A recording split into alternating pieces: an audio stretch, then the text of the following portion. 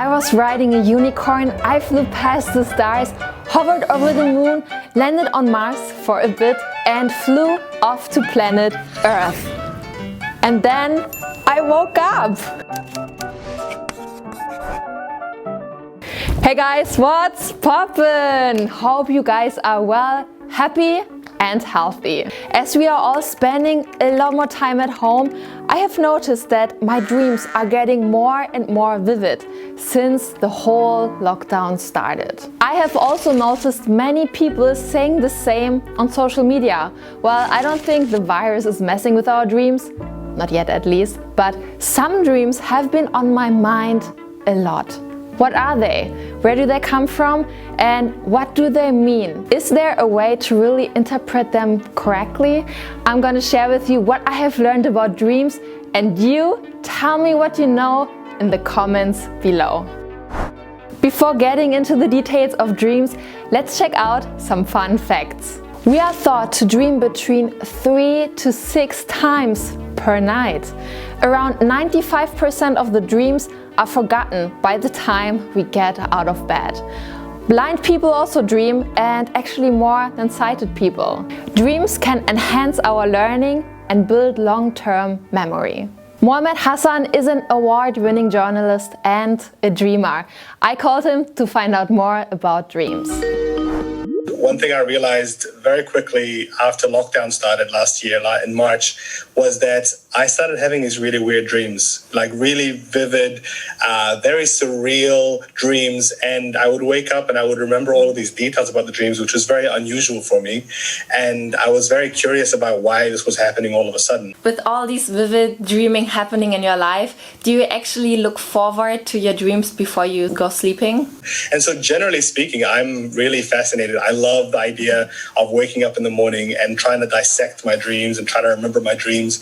And I tried to figure out why I was having dreams. You know, why would I would have the same dream 8 times, for example. You look at what's happening in the world now and the kind of insane amount of uncertainty that all of us collectively are feeling together, and you see the statistics and you see how many people are recording and reporting having really crazy, vivid dreams, having lucid dreams, having unusual dreams. And I think a big part of that is to do with this uncertainty, this anxiety that we're feeling as a collective. You just said that you are a big dreamer yourself, like you have very vivid dreams. So can you explain for someone who never had a dream in their life, how does it feel to have a vivid dream? It kind of feels like you're watching a movie, but you are in that movie and you believe that you are in that movie. And the crazy thing about dreams, of course, is that there is a certain set of logic that exists in dreams and that logic is true. You know, if you dream that you can fly, in that dream, it makes total sense that you can fly. If you dream that you're on the moon, it makes perfect sense that you're on the moon. And it's not until you wake up and start piecing together, you know, the blurry images that you have in your mind and the memories of it, that you start realizing that you are in a dream. You also have a podcast called Artists in Residence, where you are talking with many people around the world about their dreams. And you just mentioned that people also interpret their dreams as well as yourself. So how can I do this, for example? One of the things that you know the dream experts say is that the best way to remember your dreams is to write them down, to make a habit of writing them as soon as you wake up every morning, and then that over time helps helps train your brain to recollect and to remember things. All of these memory techniques that you might apply in your daily life, so that you don't remember, you forget, you know, people's birthdays or your meeting in the morning, might apply as well to being able to learn more and understand about your dream. Thank you so much, Mohammed. It was a pleasure to learn more about dreams with you. Thanks, Francisca. Thank you. That was a lot of fun. Dreams are made up of images, emotions, sounds, stories, and whatnot. Dreams can be entertaining, intense, frightening, bizarre, or even prophetic. You know the type of your dreams as soon as you wake up. That first emotion you feel, that's what usually defines the kind of dream you have experienced. But before understanding dreams, we also need to understand sleep. From going to bed to dreaming in deep sleep, we go through 5 different stages, starting with light sleep to REM sleep. REM means rapid eye movement. This is the deepest phase of sleep, and usually lasts for about a quarter of total sleep time. Eyes move around fast, body organs feel paralyzed, heart races fast, and breathing gets short. Most dreams occur in the REM sleep. There are so many types of dreams. For example, lucid dreams that occur in between the REM sleep and awake state of mind. Nightmares, which are caused by stress, traumas, anxiety, or illnesses. But why does our brain generate these dreams and how do we navigate through them? I'm going to call my friend Bob, who even wrote a book about dreams.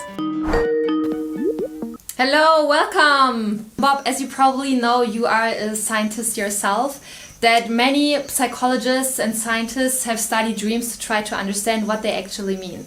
So, do you think that dreams really have a meaning, or can they even tell the future? Well, dreams have meanings that we ascribe to them after we wake up. It's sort of like reading a book. Different people read the same book and come up with different meanings for them.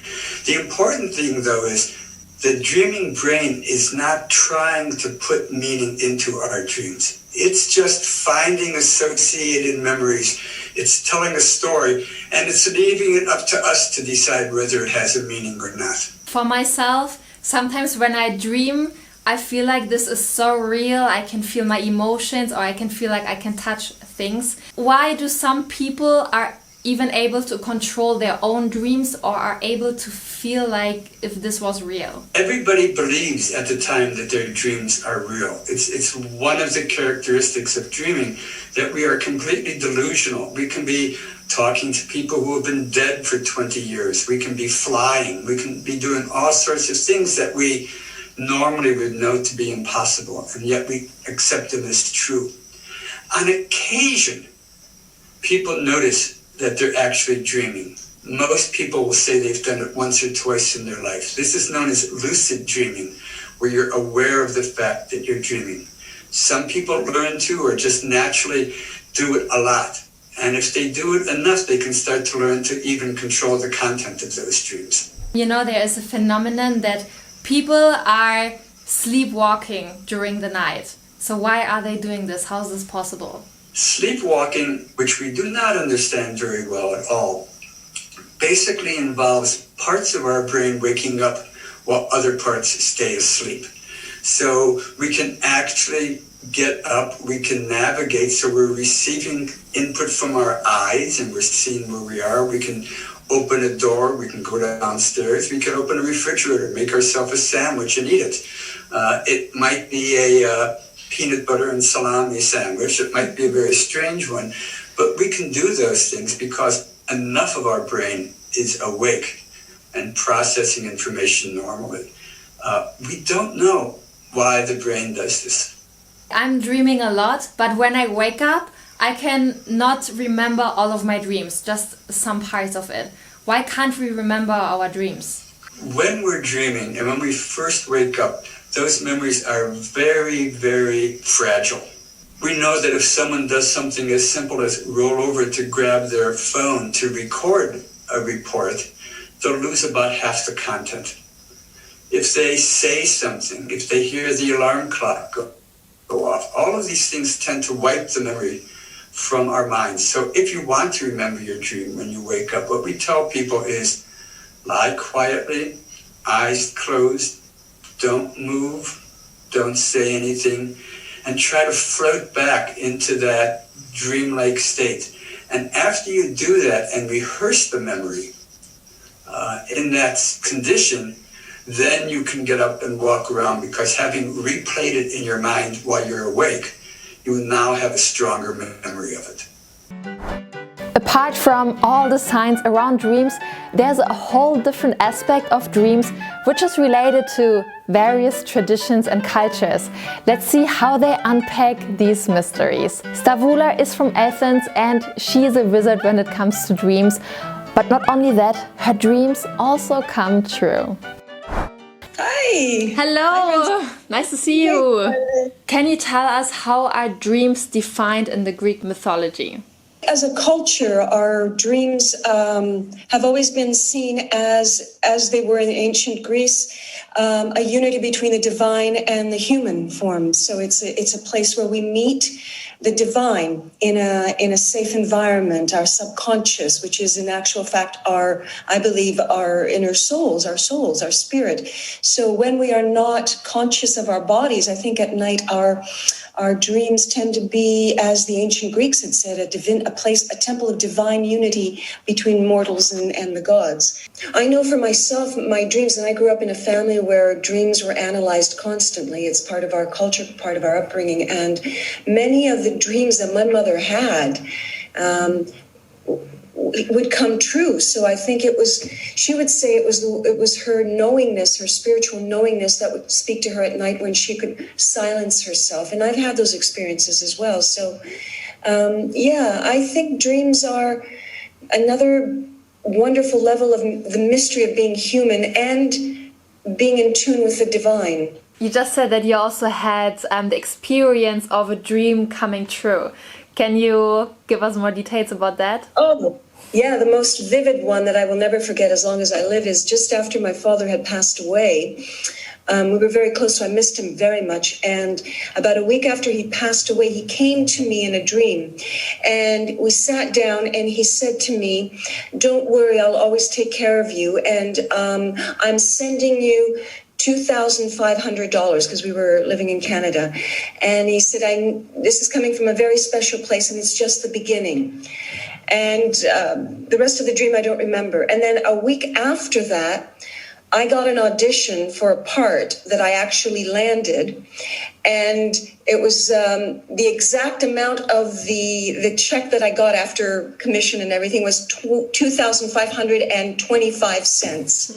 So I just remember writing it in my journal when I woke up, because I record my dreams, and